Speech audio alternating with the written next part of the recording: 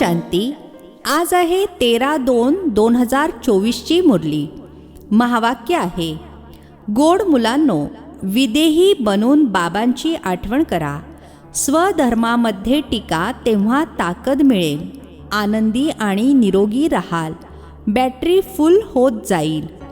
प्रश्न आहे, ड्रामाच्या कोणत्या नोंदीला जाणल्या कारणाने तुम्ही मुले सदैव निश्चल राहता? उत्तर आहे, तुम्ही जाणता हे बॉम्ब्स इत्यादी जे बनले आहेत ते पडणार आहेत जरूर. विनाश होईल तेव्हाच तर आपली नवीन दुनिया येईल. ही ड्रामाची अनादी नोंद आहे. मरायचे तर सर्वांनाच आहे. तुम्हाला खुशी आहे की आपण हे जुने शरीर सोडून राजाईमध्ये जन्म घेणार. तुम्ही ड्रामाला साक्षी होऊन बघता. यामध्ये हादरून जाण्याची गरज नाही. रडण्याची काही आवश्यकता नाही. ओम शांती. बाबा बसून मुलांना समजावून सांगत आहेत, हा जो आदी सनातन देवी देवता धर्म होता त्याला हिंदू धर्मामध्ये का आणले? कारण शोधले पाहिजे.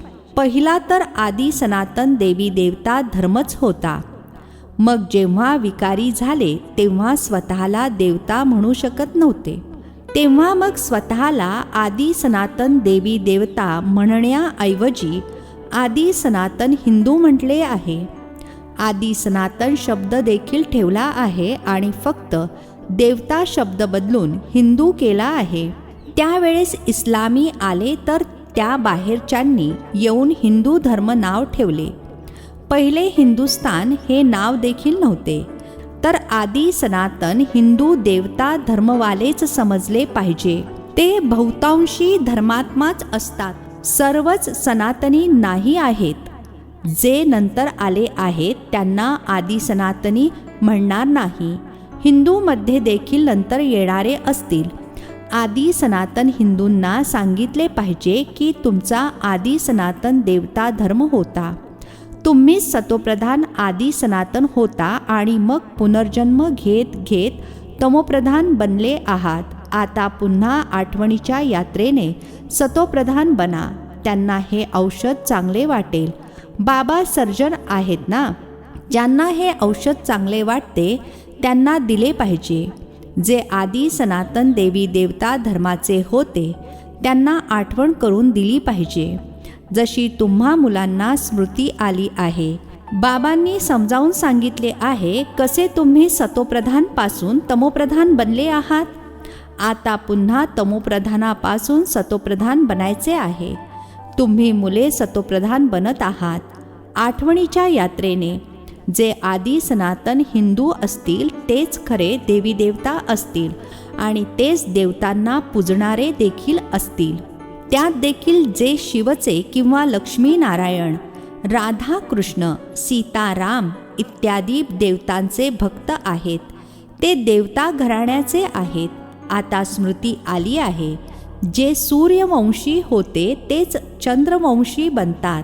तर अशा भक्तांना शोधले पाहिजे. जे समजून घेण्यासाठी येतात त्यांच्याकडून फॉर्म भरून घेतला पाहिजे. मुख्य सेंटरवर फॉर्म भरून घेण्यासाठी जरूर ठेवले पाहिजेत. जे कोणी येतील त्यांना लेसन तर सुरुवातीपासून देणार. पहिली मुख्य गोष्ट आहे की जे बाबांना जाणत नाहीत त्यांना समजावून सांगावे लागते. तुम्ही आपल्या श्रेष्ठ पित्याला जाणत नाहीत. तुम्ही खरे तर पारलौकिक पित्याचे आहात. इथे येऊन लौकिक पित्याचे बनले आहात. तुम्ही आपल्या पारलौकिक पित्याला विसरून जाता. बेहदचे बाबा आहेतच स्वर्गाचे रचयिता. तिथे हे अनेक धर्म असणार नाहीत. तर फॉर्म जो भरतात त्याच्यावरच सर्व काही अवलंबून असले पाहिजे. काही मुले भले खूप चांगले समजावून सांगतात परंतु योग नाही आहे. अशरीरी बनून बाबांची आठवण करावी ते नाही आहे. आठवणीमध्ये राहू शकत नाहीत. भले समजतात की आम्ही खूप चांगले समजावून सांगतो. म्युझियम इत्यादी देखील उघडतात परंतु आठवण खूप कमी आहे. स्वतःला आत्मा समजून बाबांची आठवण करत राहणे यातच मेहनत आहे. बाबा वॉर्निंग देत आहेत, असे समजू नका की आम्ही तर खूप चांगल्या तऱ्हेने पटवून देऊ शकतो. परंतु यामध्ये फायदा काय? चला, स्वदर्शन चक्रधारी बनलात, परंतु यामध्ये तर विधेयी बनायचे आहे. कर्म करत असताना स्वतःला आत्मा समजायचे आहे. आत्मा या शरीराद्वारे कर्तव्य करते. ज्यांना याची आठवण देखील करता येत नाही, लक्षात देखील येत नाही, त्यांना म्हणणार बुद्धू, बाबांची आठवण करू शकत नाहीत. सेवा करण्याची ताकद नाही. आठवणीशिवाय आत्म्यामध्ये ताकद कुठून येणार?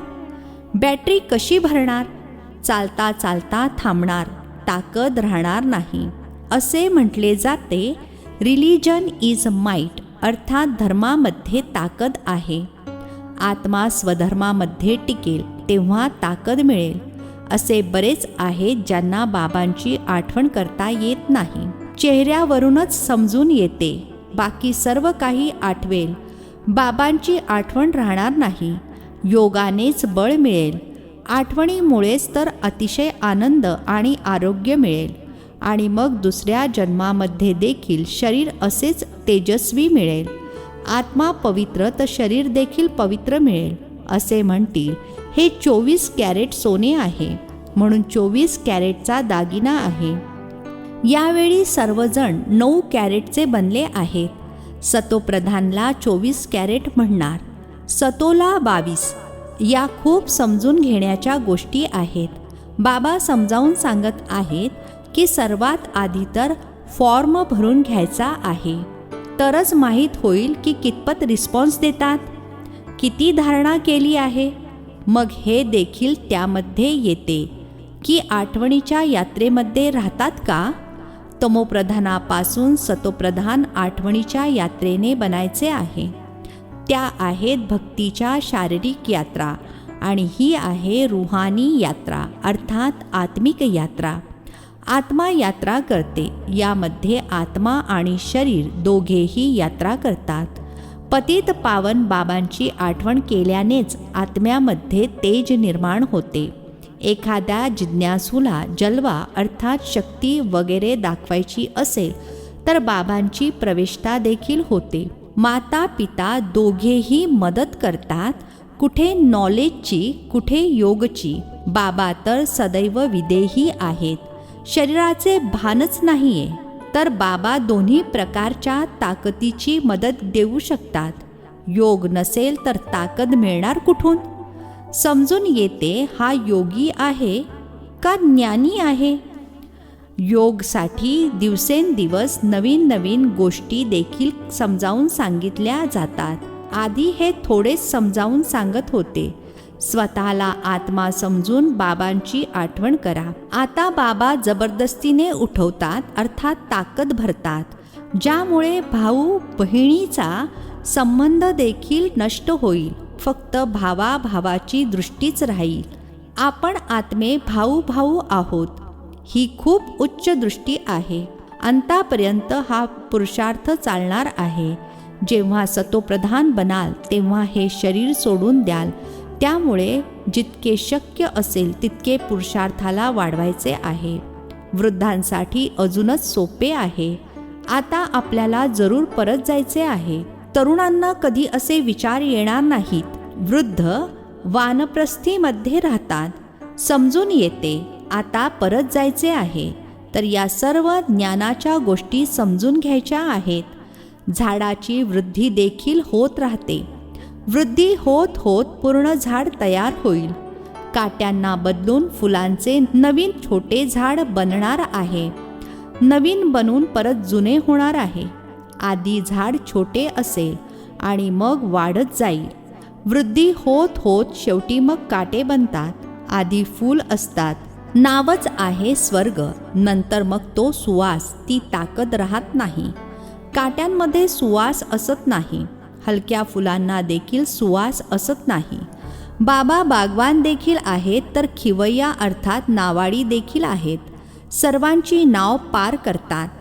नाव कशी पार करतात, कुठे घेऊन जातात, हे देखील जी हुशार मुले आहेत तीच समजू शकतात. ज्यांना समजत नाही ते पुरुषार्थ देखील करत नाहीत. नंबरवार तर असतात ना. काही काही विमाने तर आवाजापेक्षा देखील वेगाने जातात. आत्मा कशी पळते हे देखील कोणाला माहीत नाही. आत्मा तर रॉकेटपेक्षा देखील वेगाने जाते. आत्म्यासारखी वेगवान गोष्ट दुसरी कोणती असत नाही. त्या रॉकेट इत्यादीमध्ये अशी कोणती तरी चीज टाकतात जी वेगाने उडवून घेऊन जातात. विनाशासाठी किती दारू गोळा इत्यादी तयार करतात. स्टीमर अर्थात आगबोटी, एरोप्लेनमध्ये देखील बॉम्ब्स घेऊन जातात. आजकाल पूर्ण तयारी ठेवतात. वर्तमानपत्रांमध्ये लिहितात. असे सांगू शकत नाही की आम्ही बॉम्ब्सचा उपयोग करणार नाही. होऊ शकते की आम्ही बॉम्ब्स टाकू देखील, असे म्हणत राहतात. ही सर्व तयारी होत आहे. विनाश तर जरूर होणार आहे. बॉम्ब्स पडणार नाहीत, विनाश होणार नाही असे होऊ शकत नाही. तुमच्यासाठी नवीन दुनिया जरूर पाहिजे याची ड्रामामध्ये नोंद आहे. म्हणून तुम्हाला खूप खुशी झाली पाहिजे. मिरुआ मौत मलुका शिकार. ड्रामा अनुसार सर्वांना मरायचेच आहे. तुम्हा मुलांना ड्रामाचे ज्ञान असल्या कारणाने तुम्ही डळमळीत होत नाही. साक्षी होऊन बघता. रडणे इत्यादीची गरज नाही. वेळ आल्यावर शरीरतोड सोडावेच लागते. तुमची आत्मा जाणते मी दुसरा जन्म राजाईमध्ये घेणार, मी राजकुमार बनणार. आत्म्याला माहीत आहे. तेव्हाच तर एक शरीर सोडून दुसरे घेते. सर्पामध्ये देखील आत्मा आहे ना. म्हणतील आम्ही एक कात टाकून दुसरी घेतो. कधीतरी ते देखील शरीर सोडतील. मग लहान पिल्ले बनतील. पिल्ले तर जन्माला येतात ना. पुनर्जन्म तर सर्वांनाच घ्यायचा आहे. असे हे सर्व विचारसागर मंथन करायचे असते. सर्वात मुख्य गोष्ट आहे बाबांची अतिशय प्रेमाने आठवण करायची आहे. जशी मुले आईवडिलांना एकदम चिकटतात तसे अतिशय प्रेमाने बुद्धियोगाद्वारे बाबांना एकदम चिकटून राहायचे आहे. स्वतःला बघायचे देखील आहे की मी किती धारणा करत आहे. नारदाचे उदाहरण आहे. भक्त जोपर्यंत ज्ञान घेत नाहीत तोपर्यंत देवता बनू शकणार नाहीत. ही केवळ लक्ष्मीला वरण्याची गोष्ट नाहीये. ही तर समजून घेण्याची गोष्ट आहे. तुम्ही मुले समजता की जेव्हा आम्ही सतोप्रधान होतो तेव्हा विश्वावर राज्य करत होतो. आता पुन्हा सतोप्रधान बनण्यासाठी बाबांची आठवण करायची आहे. ही मेहनत तुम्ही कल्पकल्प यथायोग यथाशक्तीने करतच आले आहात. प्रत्येकजण समजू शकतो की मी कोणाला कितपत समजावून सांगू शकतो. देह अभिमानापासून मी कितपत मुक्त होत चाललो आहे. मी आत्मा एक शरीर सोडून दुसरे घेते. मी आत्मा यांच्याकडून काम करून घेते. ही माझी कर्मेंद्रिये आहेत. आपण सर्वजण पार्टधारी आहोत. या ड्रामामध्ये हे बेहदचे मोठे नाटक आहे. त्यामध्ये सर्व ॲक्टर्स नंबरवार आहेत. आपण समजू शकतो यामध्ये कोण कोण मुख्य ॲक्टर्स आहेत. फर्स्ट, सेकंड, थर्ड ग्रेडमध्ये कोण कोण आहेत. तुम्ही मुलांनी बाबांद्वारे ड्रामाच्या आधी मध्य अंताला जाणले आहे. रचयित्याद्वारे रचनेची नॉलेज मिळते. रचयिताच येऊन स्वतःचे आणि रचनेचे रहस्य समजावून सांगतात. हा अर्थात ब्रह्मा बाबा त्यांचा रथ आहे ज्यामध्ये प्रवेश करून आले आहेत. तेव्हाच तर म्हणणार 2 आत्मे आहेत. ही देखील कॉमन गोष्ट आहे. पित्राला खाऊ घालतात तेव्हा आत्मा येते ना. पूर्वी खूप येत असत. त्यांना विचारत असत. आता तर तमोप्रधान झाले आहेत. काही आता देखील सांगतात मी आधीच्या जन्मामध्ये अमका होतो. फ्युचरविषयी अर्थात भविष्याविषयी कोणीही सांगत नाहीत. मागच्या म्हणजे भूतकाळातील गोष्टी सांगतात. सर्वांवर तर कोणी विश्वास करत नाहीत. बाबा म्हणतात, गोड मुलांनो, आता तुम्हाला शांतीमध्ये राहायचे आहे. तुम्ही जितके ज्ञानयोगामध्ये मजबूत व्हाल तितके पक्के मजबूत होणार. आता तर खूप मुले दुबळी आहेत. भारतवासी देवी देवता किती सॉलिड अर्थात मजबूत होते. धनाने देखील संपन्न होते. आता तर रिकामे आहेत. ते सॉल्व्हंट अर्थात पवित्र, तुम्ही इनसॉल्व्हंट अर्थात अपवित्र. तुम्ही स्वतः देखील जाणता भारत काय होता, आता काय आहे. दुष्काळाने मरावेच लागेल. अन्न पाणी काहीच मिळणार नाही. कुठे पूर येतील तर कुठे पाण्याचा थेंबही असणार नाही. यावेळी दुःखाचे ढग आहेत. सतयुगामध्ये सुखाचे ढग आहेत. हा खेळ तुम्हा मुलांनाच समजला आहे, इतर कोणालाही माहीत नाहीये. बॅचवर देखील समजावून सांगणे खूप चांगले आहे. तो लौकिक हदचा पिता, हे पारलौकिक बेहदचे पिता. हे पिता एकदाच संगमावर बेहदचा वारसा देतात. नवीन दुनिया बनते. हे आहे आयरन एज अर्थात कलयुग. मग गोल्डन एज अर्थात सतयुग जरूर बनणार आहे. तुम्ही आता संगमावर आहात. दिल साफ मुराद हासिल. रोज स्वतःला विचारा, कोणते खराब काम तर केले नाही ना? कोणाप्रती आतमध्ये विकारी विचार तर आले नाहीत ना? आपल्याच मस्तीमध्ये राहिलो का झरमुई झगमुईमध्ये अर्थात व्यर्थ गोष्टींमध्ये वेळ घालवला? बाबांचा आदेश आहे, मामे कम अर्थात मज एकाची आठवण करा.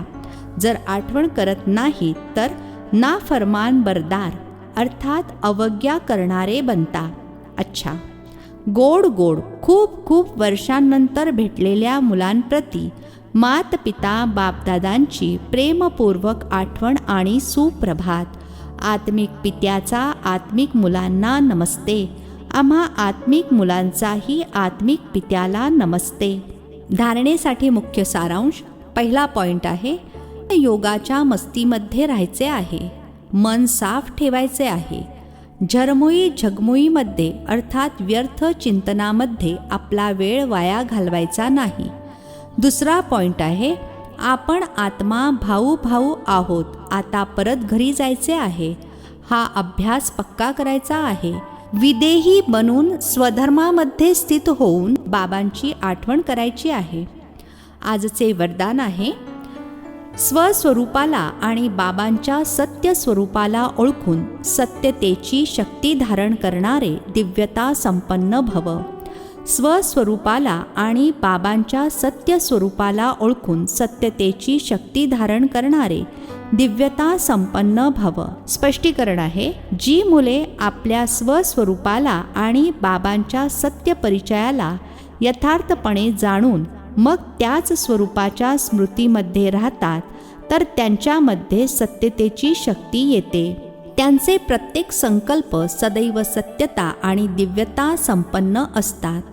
संकल्प, बोल, कर्म आणि संबंध संपर्क सर्वांमध्ये दिव्यतेची अनुभूती होते. सत्यतेला सिद्ध करण्याची आवश्यकता राहत नाही. जर सत्यतेची शक्ती असेल तर आनंदामध्ये नाचत राहणार. स्लोगन आहे, सकाश देण्याची सेवा करा तर समस्या आपोआपच पळून जाईल. सकाश देण्याची सेवा करा तर समस्या आपोआपच पळून जाईल. अच्छा, ओम शांती. नवनवीन मराठी व्हिडिओज प्राप्त करण्यासाठी सबस्क्राईब करा मराठी गॉड रिपोर्ट चॅनलला.